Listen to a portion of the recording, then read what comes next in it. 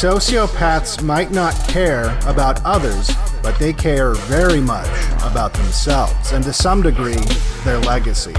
We are now living in a time when many of these sociopaths in the West face no consequences for their actions because they face no criticism from the press, through censorship, propaganda, and collusion.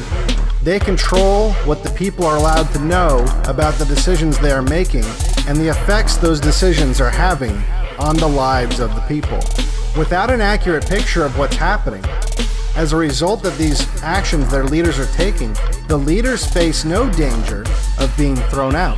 Further exacerbating this situation is that the public in Europe, for example, has been disarmed.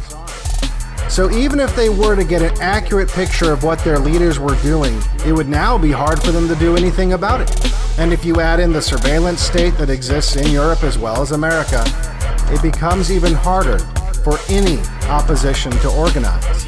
Another factor that has to be taken into account, something that's enabled the ruling class to destroy their people and aids their effort to turn them into nothing more than machinery that provides their luxurious lifestyles, is the loss of religion.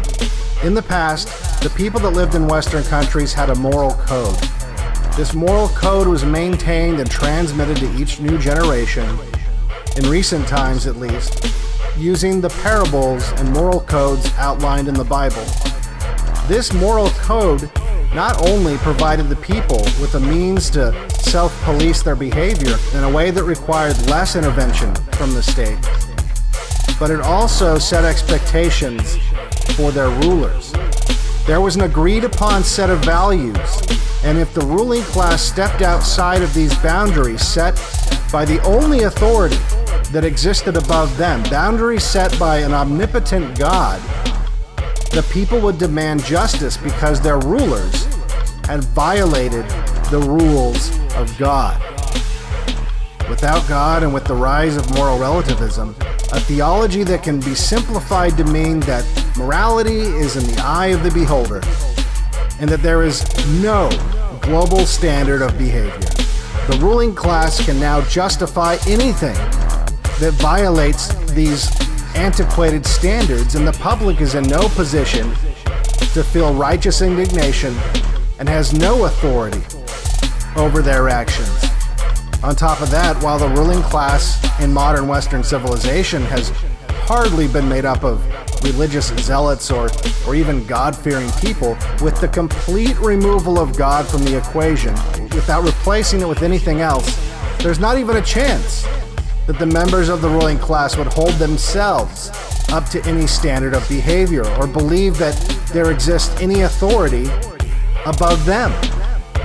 As far as they're concerned, they are God. And to many of the people they rule over, that's just as true. Without a God in their lives, they too view the state as the next best thing.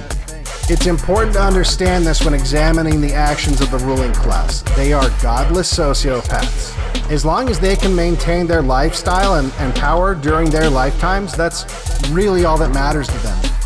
They are keeping their ill-gained treasure from the impoverished people around the world. You see, sociopaths, both in the micro and in the macro, are experts at using what is good about people against themselves.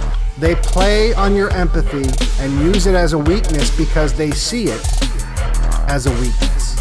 That's what makes them sociopaths in the first place.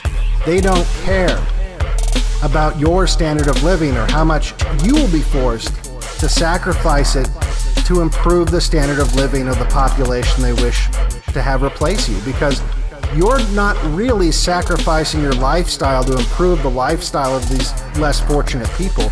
You're sacrificing your birthright and the future of your children so that the ruling class can improve not just their lifestyle, but also their access to power.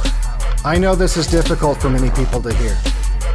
Unlike the ruling class, the average person doesn't think in terms of populations because the largest number of people they have to manage are the members of their family or maybe even just a few employees. The ruling class knows this. They exploit this about people.